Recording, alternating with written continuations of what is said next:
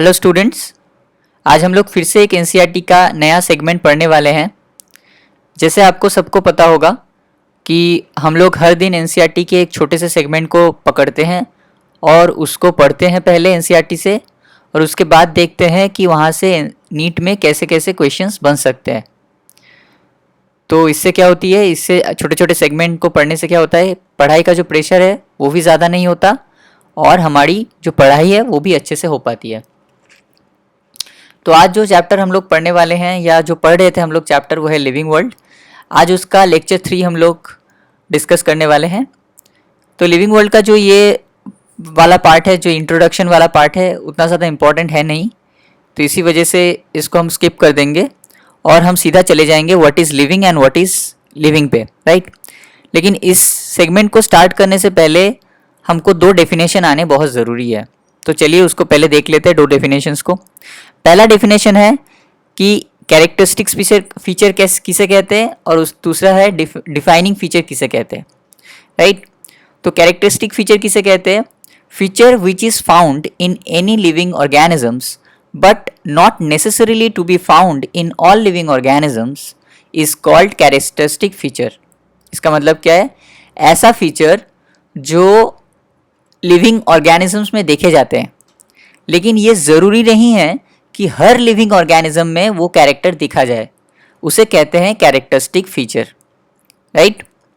तो उसे क्या कहते हैं? Feature which is found in any living organism but not necessary to be found in all living organism. लेकिन ये ज़रूरी नहीं है कि हर लिविंग ऑर्गेनिज्म में वो पा जाए, उसे कहते हैं कैरेक्टरिस्टिक फीचर। उसके बाद आते हैं डिफाइनिंग फीचर। डिफाइनिंग फीचर किसे कहते हैं?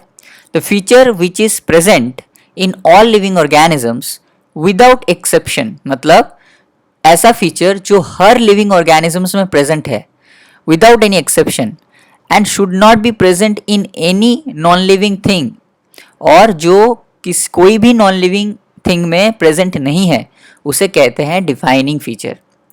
तो ये 2 डेफिनेशन आप प्लीज़ एनसीईआरटी में लिख लीजिए, बिकॉज ये दो डेफिनेशन एनसीईआरटी में नहीं है, तो प्लीज़ इसे आप लिख लीजिए। तो पहला लिख लीजिए, कैरेक्टरिस्टिक फीचर किसे कहते हैं? कैरेक्टरिस्टिक फीचर उसे कहते हैं जो लिविंग ऑर्गेनिज्म में प्रेजेंट है, लेकिन ये ज़रूरी नहीं है कि हर लिविंग ऑर्गेनिज्म में वो प्रेजेंट हो। और दूसरा डिफाइनिंग फीचर किसे कहते हैं? जो हर लिविंग ऑर्गेनिज्म में प्रेजेंट है विदाउट एनी एक्सेप्शन, एंड जो नॉन लिविंग ऑर्गेनिज्म में नॉन लिविंग थिंग में बिल्कुल भी प्रेजेंट नहीं है, उसे कहते हैं defining feature.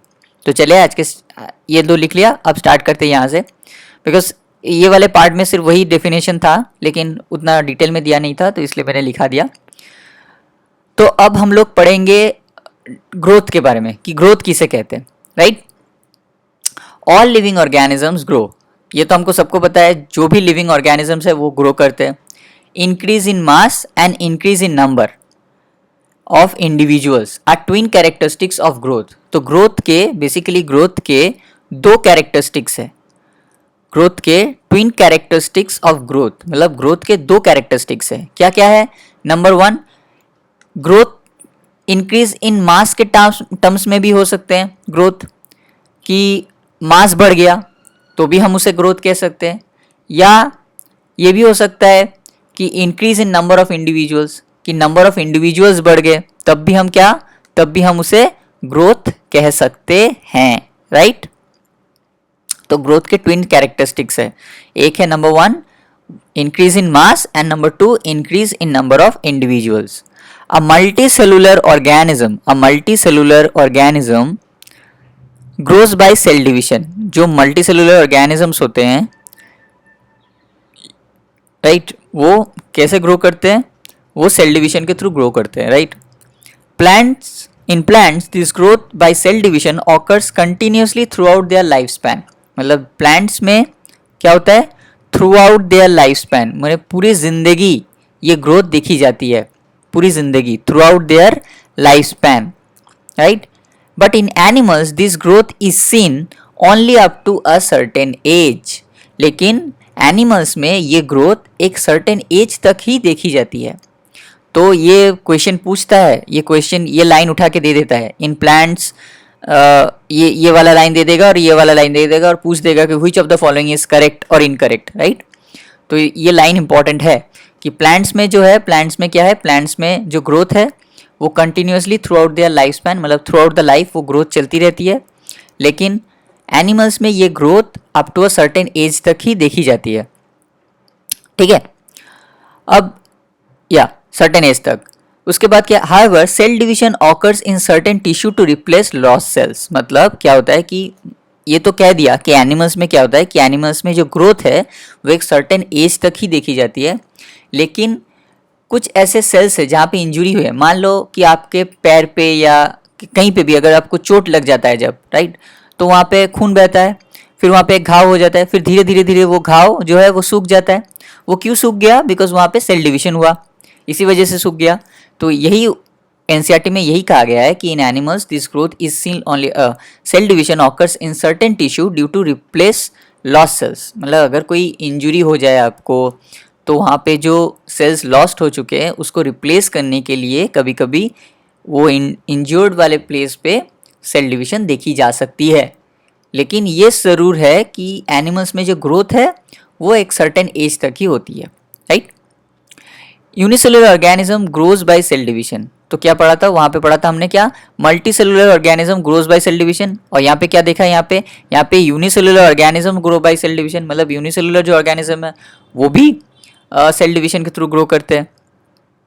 One can observe easily observe this in vitro culture by simply counting the number of cells under the microscope. तो यूनिसेलुलर जो ऑर्गेनिजम्स है वो सेल डिवीजन के थ्रू जो ग्रो करते हैं उसे हम easily in vitro culture, in vitro का मतलब अब यहाँ पे समझना पड़ेगा इन विट्रो का क्या मतलब है, राइट। यहाँ पे इस वाले वर्ड को हमको समझना पड़ेगा, इन विट्रो का मतलब क्या है। तो यहाँ पे देख लेते हैं, इन विट्रो का मतलब यहाँ पे साइड पे लिख लीजिए।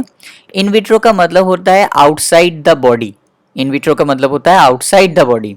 और इन विवो का क्या मतलब होता है, इन विवो का मतलब होता है इनसाइड द बॉडी। तो यहाँ पे क्या कहा गया है, यहाँ पे कहा है one can easily observe this in vitro. In vitro मतलब आउटसाइड द बॉडी, मतलब कोई पेट्री डिश में या फिर कोई टेस्ट ट्यूब में, राइट। ये कल्चर की बात किया गया है, तो कल्चर जो है वो पेट्री डिश में ही देखा जाता है। अगर मुझे मौका मिले तो कभी आपको पेट्री डिश में दिखाऊंगा। यहाँ पे एक्सप्लेन करना थोड़ा सा डिफिकल्ट है, लेकिन अगर मुझे कभी मौका मिले कि पेट्री डिश दिखता कैसा है तो मैं ऑब्वियसली आपको उसे दिखाने की कोशिश करूँगा, ठीक है। तो यहाँ पे पढ़ते हैं कि one can easily observe this in vitro cultures by simply counting the number of cells under the microscope. तो अगर इन विट्रो कल्चर में, मतलब पेट्री डिश में अगर हम लोग कोई कल्चर को ग्रो करते हैं और उसको अगर हम लोग माइक्रोस्कोप के नीचे देखते हैं तो हम लोग इजीली जो सेल का डिवीजन हो रहा है वो हम लोग देख सकते हैं।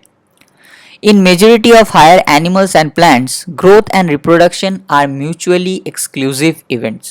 Mutually exclusive, ये लाइन बहुत इंपॉर्टेंट है, बहुत ज़्यादा इंपॉर्टेंट है ये लाइन, कि in majority of higher animals and plants growth and reproduction are mutually exclusive events. Mutually exclusive events मतलब क्या है कि हायर जो प्लांट है और हायर जो एनिमल्स है उनमें ग्रोथ और रिप्रोडक्शन जो है वो इंटरडिपेंडेंट नहीं है। मतलब ग्रोथ रिप्रोडक्शन के ऊपर डिपेंडेंट नहीं है और रिप्रोडक्शन जो है वो ग्रोथ के ऊपर डिपेंडेंट नहीं है। तो यहाँ पे म्यूचुअली एक्सक्लूसिव के साइड में आप स्टार दे के लिख लीजिए, not interdependent, not interdependent, right. तो in higher animals and plants growth and reproduction are mutually exclusive, मतलब are not interdependent to each other. One must remember that increase in body mass is considered as growth. तो हम लोग को क्या पता चला, growth के टू कैरेक्टर है, नंबर वन बॉडी मास भी हो सकता है उसका, नंबर ऑफ इंडिविजुअल्स भी हो सकते हैं, increase in number of individuals. तो non living objects also grow if we take increase in body mass as a criterion for growth. मतलब जो नॉन लिविंग जो ऑब्जेक्ट्स है वो भी ग्रो करते हैं अगर हम लोग बॉडी मास का बढ़ना एक क्राइटेरिया पकड़ लेते हैं ग्रोथ के।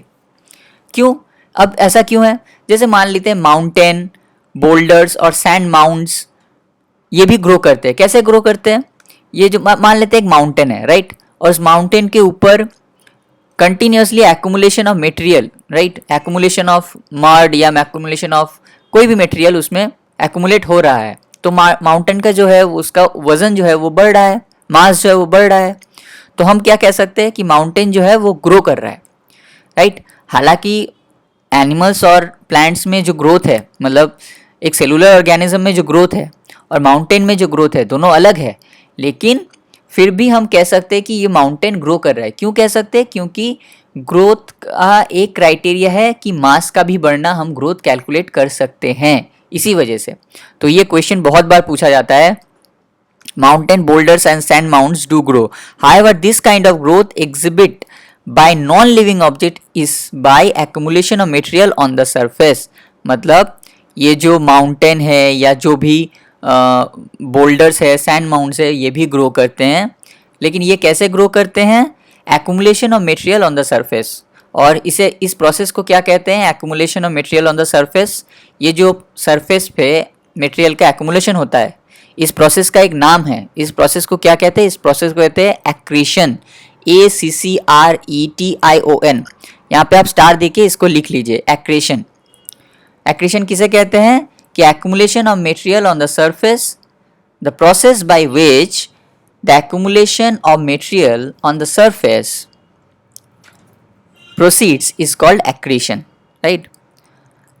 ये लाइन भी बहुत बार क्वेश्चन पूछे जाते हैं इस लाइन से भी। अब बात करते हैं ये वाला part. In living organism growth is from inside. मतलब जो यहाँ पे क्या देखा हमने? यहाँ पे क्या देखा कि माउंटेन है, जो भी सैंड बोल्ड है, सैंड माउंट्स है, बोल्डर्स है, उसमें क्या हो रहा है? जो एक्यूमुलेशन ऑफ मटेरियल हो रहा है वो क्या है? आउट ऑफ द सरफेस हो रहा है। मतलब ये जो ग्रोथ है ये आउटसाइड से हो रहा है। लेकिन जो लिविंग ऑर्गेनिजम्स है उसमें ग्रोथ कहाँ से होती है? वहाँ पे ग्रोथ होती है फ्रॉम इनसाइड। और इसे क्या कहते हैं? Growth is from inside. इसे क्या कहते हैं? इसे कहते हैं इंटूससेप्शन। स्पेलिंग लिख लीजिए, INTUSUSCEPTION, इंटूससेप्शन। इंटूससेप्शन का मतलब क्या है? Growth from inside. Growth from inside is called intussusception. तो नॉन लिविंग में ग्रोथ तो हुआ, लेकिन वो जो ग्रोथ है दैट इज फ्रॉम आउटसाइड। लेकिन लिविंग ऑर्गेनिज्म में जो ग्रोथ है that is from inside, that is called intussusception. Growth therefore can not be taken as a defining property of living organism. तो ग्रोथ की इसी वजह से हम लोग डिफाइनिंग प्रॉपर्टी नहीं कह सकते। क्यों नहीं कह सकते? क्योंकि हमने क्या पढ़ा था? हमने पढ़ा था कि अगर किसी को डिफाइनिंग कैरेक्टर होना है तो वो हर लिविंग ऑर्गेनिज्म में तो होने ही चाहिए, लेकिन उसके साथ साथ ऐसा कोई भी नॉन लिविंग थिंग ना हो जिसमें वो कैरेक्टर देखा जाए। लेकिन यहाँ पे क्या हो रहा है? यहाँ पे जो माउंटेन है, बोल्डर्स है, सैंड माउंट्स है, ये क्या है? ये नॉन लिविंग है, लेकिन इसमें भी क्या हम लोग ग्रोथ देख सकते हैं फ्रॉम आउटसाइड। तो इसी वजह से ग्रोथ को हम लोग can not be taken as a defining property of living organism, right?